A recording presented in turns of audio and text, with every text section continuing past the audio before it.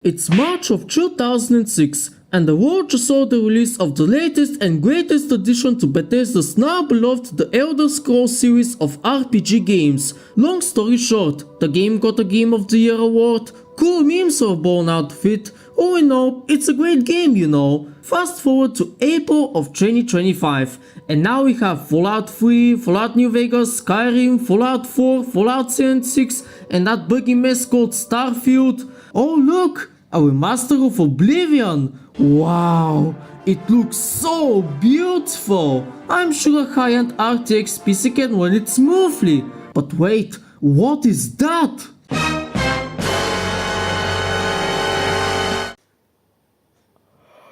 No!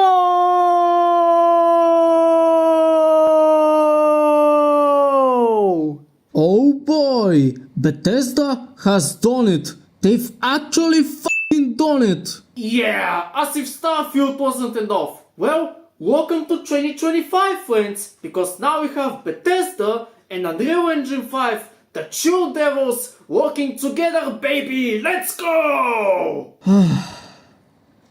Oh well, that's another job for no one other than the spiritual successor of No Spec Gamer. In this video, we're gonna optimize this Unreal Engine 5 monster not only for the RTX 5090, but for something that's way below the RTX 5090. And I'm talking about something that's even below the system requirements, albeit at a heavy sacrifice in terms of the visuals.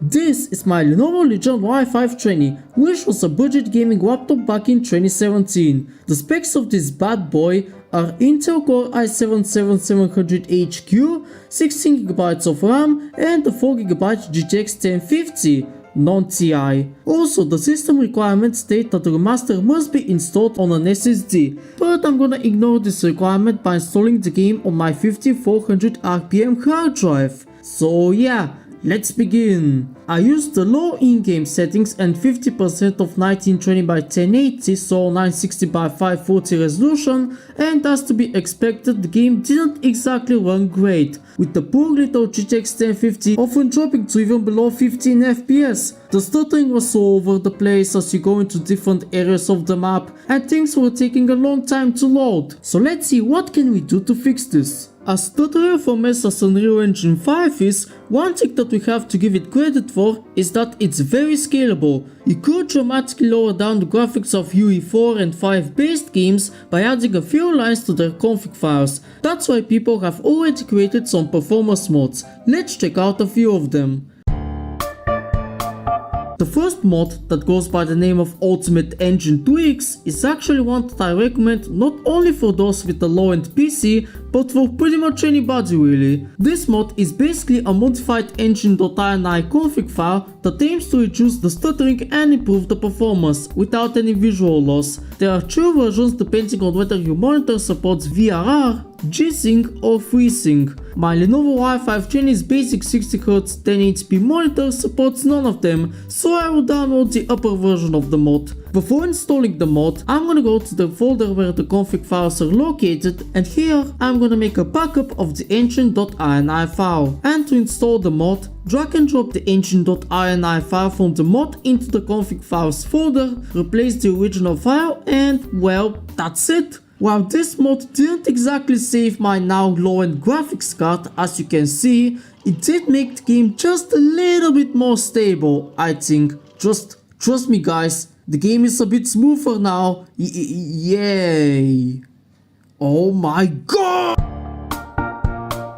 The next mod that we will check out is called Optimized Engine and Settings Pack for low-end PCs, and while it doesn't have a single picture showcasing the graphics after applying it, its creator claims that it works on i7 and GTX 1050, which is what I have. Now this time I'm also going to back up the scalability.ini file, as we will be replacing it too. I won't be replacing the game user settings.ini file, which is the file that stores the main in-game settings, with the one from the mod, because first of all, it forces you to play at 50% of 1080p when who knows, some people might be playing at 75% of 1080p or 25% of 720p, I don't know. But in addition, it enables the freaking anti-aliasing. So yeah, we're going to do the cool drag and drop and replace thing for the scalability.ini file, while for the engine.ini file, I'm going to do something a little bit more interesting. I'm going to combine both the Ultimate Engine Tweaks mod and the Optimized Engine and Settings Pack 1. To do this,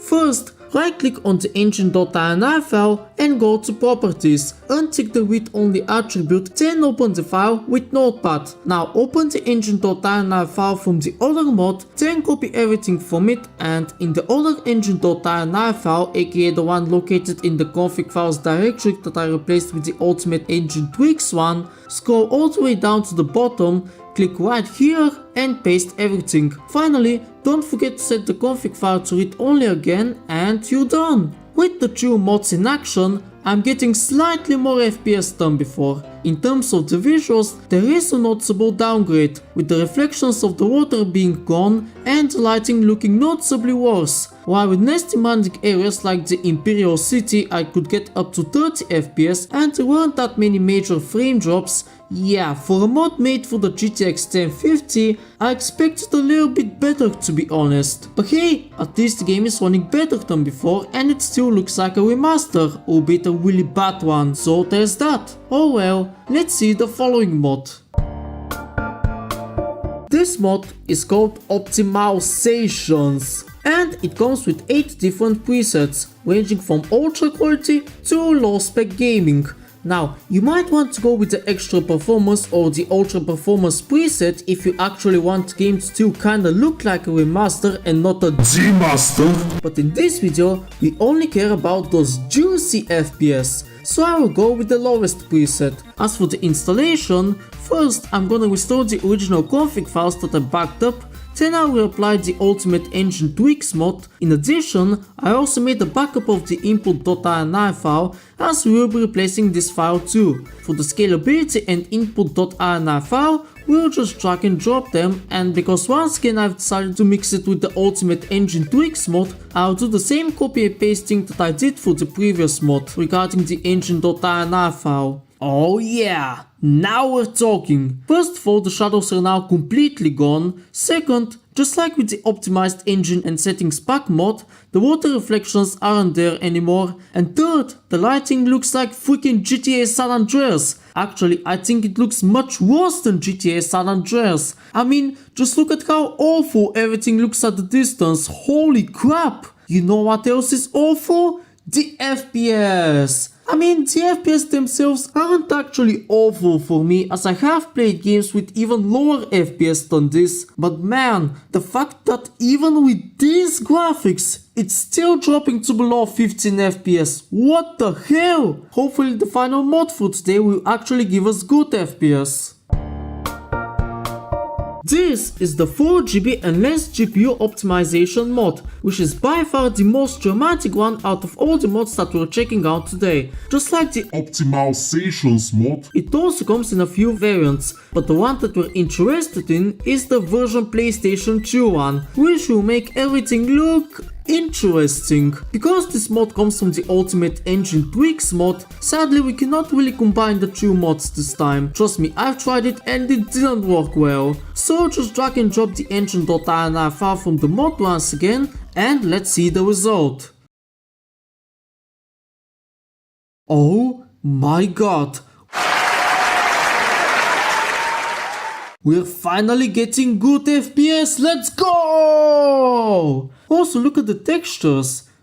These are some nice looking textures. Okay, now I'm going to do something crazy. I'm going to combine the 4GB and less GPU optimization mod with the Optimizations mod, because we can do it with this mod absolutely fine, unlike with the Ultimate Engine Tweaks one. This time you don't have to untick and retick the read only attribute for the engine.ini config, since the one that comes with the 4GB and less GPU optimization mod isn't set to read only. And wow! Now that's a true definitive remaster. Oh, I'm sorry, G-Master. But you know what? Let's go even lower than this. Let's drop the resolution scale to 10%. That's right, 10%. But oh no, I'm still not done yet. Let's also lower down the resolution of Windows to 640 by 480 and also change the window mode to borderless, otherwise it doesn't work. Guys, I think I may have got a bit too far. This is literally how the game looks like right now. This is 640 by 480 resolution with 10% resolution scale. So the resolution that we're using right now is 64 by 48, which in terms of pixel count is 640 by 480 divided by 100.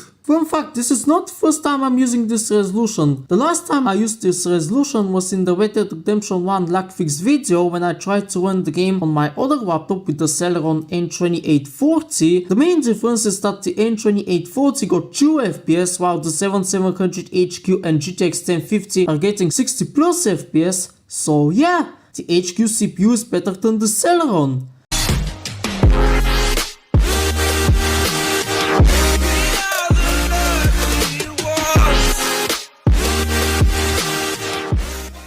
What about 25% of 1080p, which I believe is close to 240p? Okay, that's a bit better. While the game now looks much worse than the original game, what matters is that the FPS are now very good. Even while free roaming in the vast open world or doing combat, my Lenovo Legion Y520 didn't run into any serious issues, and in interior areas I can get more than 100 FPS. So there you go, triple digit FPS in a UE5 monster on an 8-year-old mid-range laptop. There will be some stuttering here and there, which is inevitable given that this is Unreal Engine 5 after all. Also keep in mind that the 7700HQ is now severely bottlenecking the GTX 1050, which is further exacerbated by the fact that I'm recording. For reference, this is how much FPS I'm getting when I'm recording, and this is how much FPS I'm getting when I'm not recording.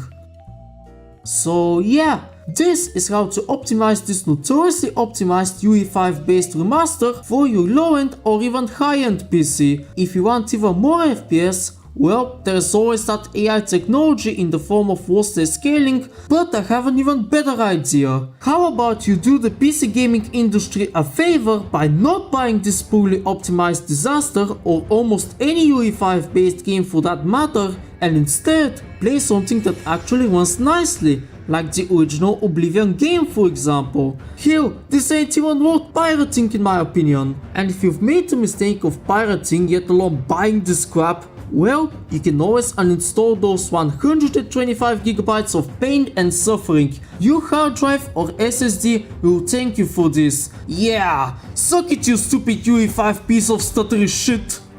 Oblivion Remastered is another shitty Unreal Engine 5 tech demo that does not have a place in this world. You would think that Bethesda was already going too far with Starfield, but no, they decided to go even further with Unreal Engine 5. And now we have this crappy Oblivion Remaster. Oh well, I guess we still have the 2006 game. And hey, I can always make a video on the original game, if you guys want to, of course. In the meantime, stay strong, stay happy, drink your water. Oh my god. And best wishes for me. Come here, little boy. Oh yeah. Hey. Ooh.